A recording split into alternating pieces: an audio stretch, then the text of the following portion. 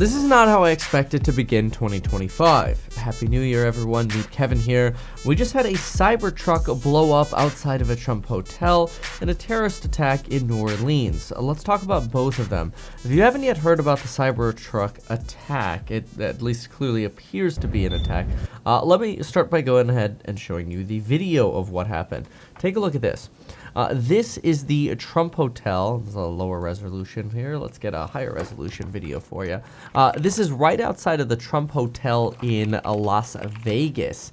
And a Cybertruck is seen pulling up to the valet of this hotel. And then all of a sudden, it explodes.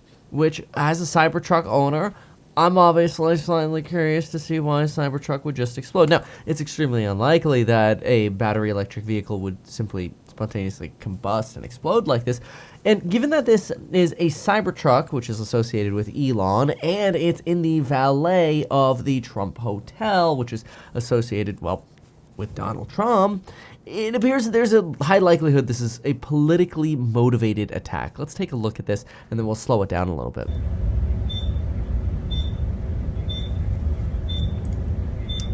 Alright. Fortunately, not too many people around out here. You can see that. And there it is.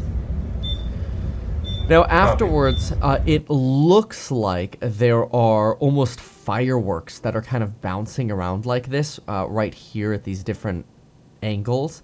This is not necessarily the case, though, because when a vehicle that is a battery electric vehicle ruptures, one thing that I like to do is I always like to think of these battery packs as basically a row of AA batteries. They're much larger than that, so think of them more as like larger D batteries. But I think it's easier to visualize. You know, you get in a Target, you get a box of like a row of AA batteries, and you got them all lined up like that. Well, when there's a rapid explosion like this, these little cells, the individual batteries, can be launched in different directions while they're superheated, and they can look like fireworks. Who knows? Maybe the guy also had some fireworks in the car, or whoever it was. Maybe it was a lady. But anyway, the driver in this scenario did die, or in this attack did die. There were about 12 other people injured outside, and this is now being investigated as an act of terrorism. We could see here, just by slowing this down, let's see, they got rid of, oh no, there it is, they still have the 0.25. I think on mobile they got rid of 0.25 speed, but if we slow this down, we could take a slightly slowed down look at this. You don't get too much just because it happens so quickly. But you could see, it appears the explosion starts under the bed here. Now, of course, some is coming out of the driver's side window here, but it looks like the explosion begins underneath the vehicle, which is, of course, also where the battery pack is. But this rapidly explodes. Most of the energy looks like it's moving towards the rear of the vehicle. And again, clearly something that seems to be intentional, given that this is a vehicle that just pulled up, at least according to some reports, to the Trump lobby. If you look at what some folks are saying, there's one person who says they were actually there in the lobby when this occurred, and they were standing by their luggage, and that they were actually standing right here where their luggage is. And the reason they decided to wait inside rather than outside was because it was a bit of a chilly Las Vegas morning, which I've been conducting flight training in Las Vegas in December, and yeah, it gets chilly in the morning. But anyway, here you can see a video of what sounds like the fire alarm at the Trump lobby, and then also the vehicle on fire zoomed in here. So, not great. Hear that whistle? That is almost again like it's a firework on. Jeez. And again, seeing this burning here on the inside of the vehicle is so interesting, given that you'd think you'd see more of it at the bottom, unless, of course, the inside of the pack is just melting up through the inside of the vehicle. It just seems like you would think you'd see a little bit more of fire coming out from the bottom as well. But then again, as we know, heat rises. So these individuals, or the individual family that reported this here, they mentioned they were simply standing by the counter. And it says here, my husband and I were literally standing where the luggage is in the footage. I saw it pull up, the Cybertruck. They actually made a comment that they were kind of looking at the fingerprints on the stainless of the truck. Having a Cybertruck, I wrapped mine matte black because I didn't want any fingerprints on my refrigerator stainless steel. But anyway, they say, I saw it pull up, and it lowered itself like a bus, and boom, it goes. Now, I wonder if this was a valet driver, right? It's possible that this vehicle wasn't necessarily being targeted in an effort to try to attack the owner of that Cybertruck. If you think about it, the Cybertruck could have potentially been booby-trapped while it was parked in the valet. If it was, let's say, there overnight, somebody requested the car to be pulled up, and there you go. No guarantees. We don't know. That's just pure speculation at this point. And we're going to talk about what happened in New Orleans as well in just a moment. But that is a possibility, because then you would essentially guarantee that the car is going to go from valet to the front of the hotel. How else do you sort of time a Cybertruck blowing up right before? Now, what is interesting, though, is if the vehicle lowered right before blowing up, it implies that the vehicle was placed into park. Because when the vehicle is placed into park, somebody reaches over, presses park on the screen, then it lowers to make it easier for you to get out, which somewhat links up with what this individual is saying. I saw it pull up, it lowered itself like a bus, and boom, it goes. So it's almost as if maybe somebody was able to link this explosion to a reduced suspension, right? Like as tension or the suspension lowers, detonate. Who knows? There's definitely some technical expertise required here for attaching bombs to Cybertrucks, but it's somewhat very interesting, and it seems very targeted as a political statement. It's not clear if this is an assassination of the person who was driving the vehicle, but having an Elon Musk basically product on fire in front of the Trump lobby in Las Vegas is clearly sort of a middle finger to Trump and Elon. The person writes, it exploded. It quietly pulled up, and the next thing you know, there was a huge explosion. We immediately ran, fearing for our lives, thinking it was a bomb. Clearly, it appears it was. 7 others were injured. 2 were taken to local hospitals, and now a terrorism investigation is going to ensue. Now, this, of course, happens just basically hours after, about 6 hours, time change, about 4 hours after an attack occurred in New Orleans, which was absolutely devastating.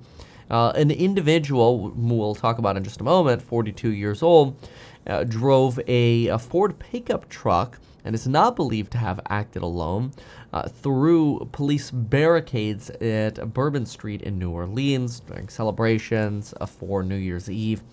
And now 15 are dead as the individual plowed their vehicle down the street. Just pretty disgusting. There are reports that the individual also had a flag of ISIS hanging from the back of the vehicle, which is obviously not great, especially since now people are kind of looking at this person's past. And if this is indeed the correct person, 42-year-old here, who's now dead because after he crashed into a crane, he opened fire on law enforcement who responded to him, and, well, let's just say he was killed. 2 law enforcement officers were shot and taken to a hospital, but they're considered in stable condition, so they're okay. But 15 other people did die in the attack. But people are circulating this video where it appears he's, at least in this video from a few years ago, a professional property manager, and ends up going on to working for Ernst Young and Deloitte, which are obviously some of the big 4 accounting firms. So sort of weird to see somebody who appears so potentially professional in this, if this is the same person, all of a sudden become, I mean, clearly radicalized and want to attack Americans. What's also weird, and we'll play this video in just a moment, but what's also quite weird is that just yesterday, the Ford Twitter account was compromised. And not only was it compromised, but they ended up posting Free Palestine on their Twitter account. They wrote, all eyes on, here it is, All eyes on Gaza. Israel is a terrorist state. Free Palestine. And the truck appeared to be a Ford. So these obviously could be disconnected or they could be related. But the Associated Press is now reporting that potentially as many as 2 to 3 other individuals were seen helping load pipe bombs into this individual's pickup truck, which was a Turo rented Ford pickup truck. Anyway, let's take a look at that one video. I'm also just now getting an update here that Elon Musk just posted that the entire Tesla senior team is investigating the Cybertruck matter right now to get to the bottom of what happened. Looks like he's also changed his name back from Kekimus.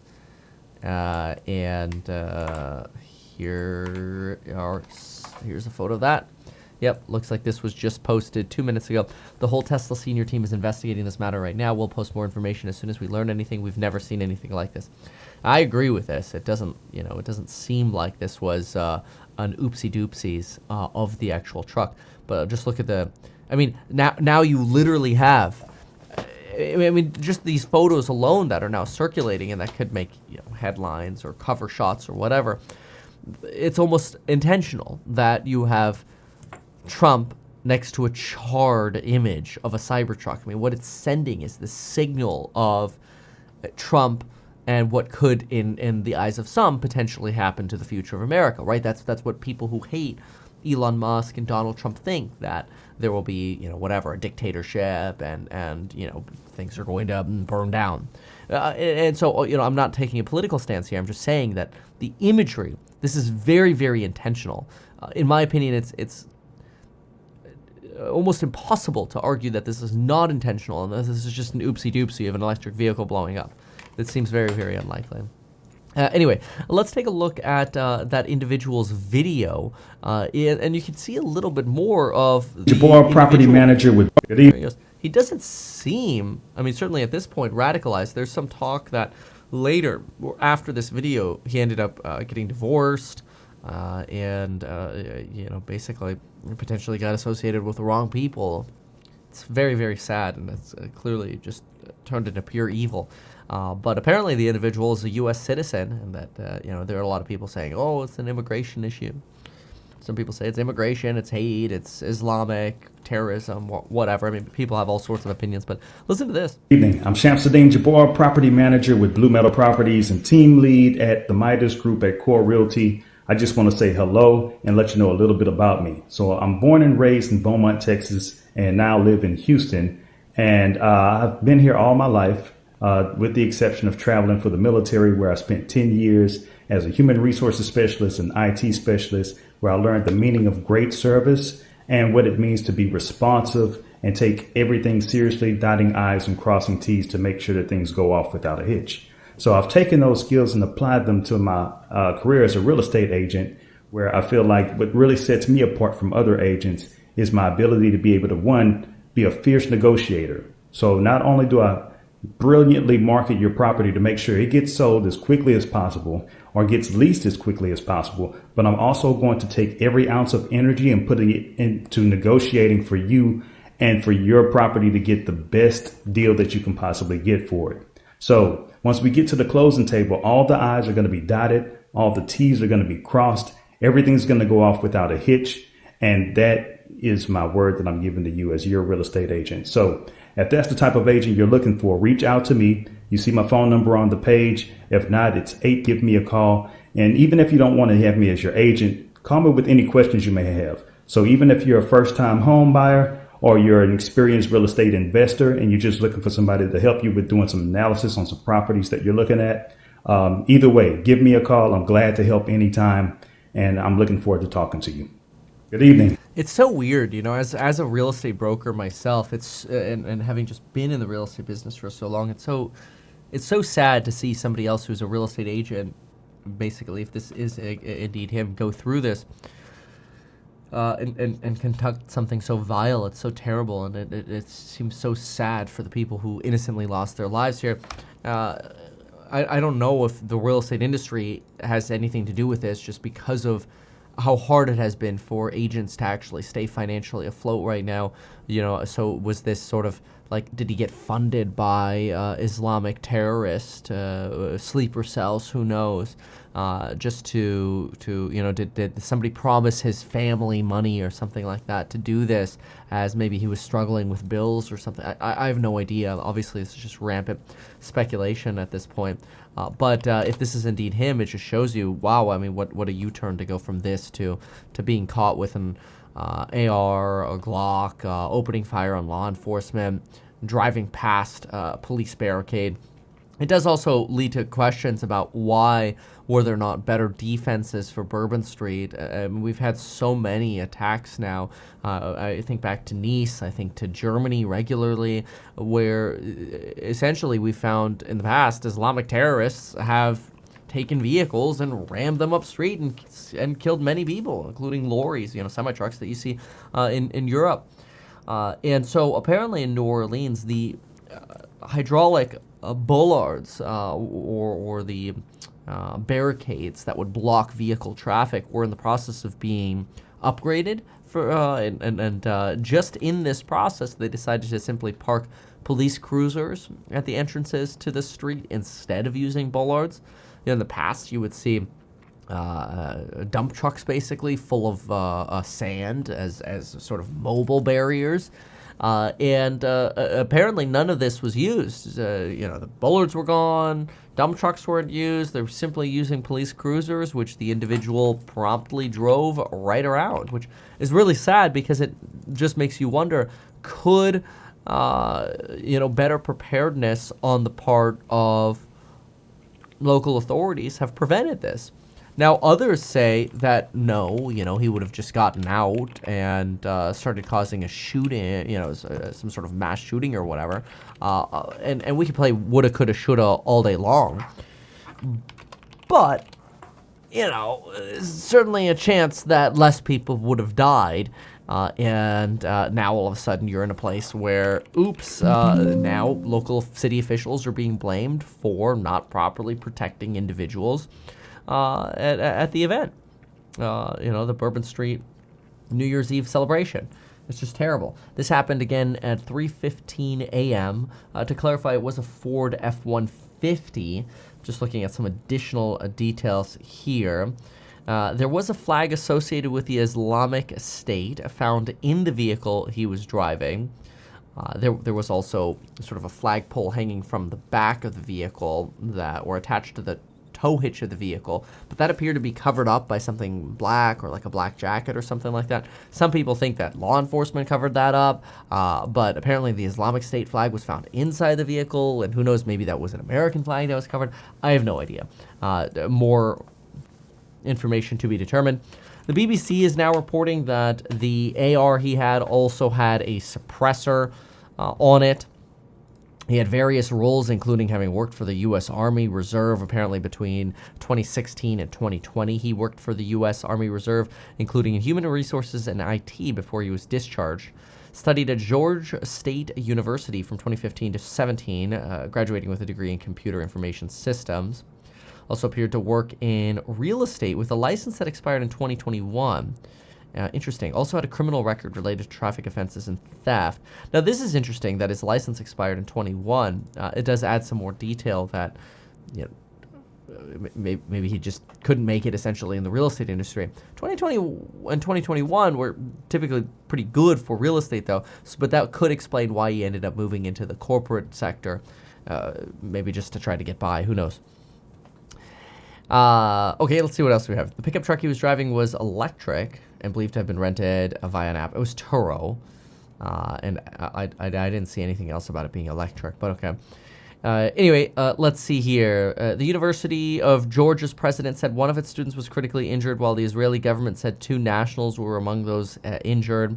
Police said it appeared that victims were mainly locals from New Orleans, even though many tourists were in town for the college playoff, the Sugar Bowl. That has now been delayed 24 hours as they're essentially sweeping for other potentially planted bombs, especially since they know that this individual didn't work alone.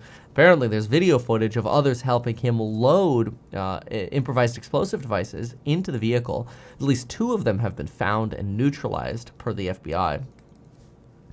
All of this very, very, very terrible. Both of these happening, again, within 4 hours of each other.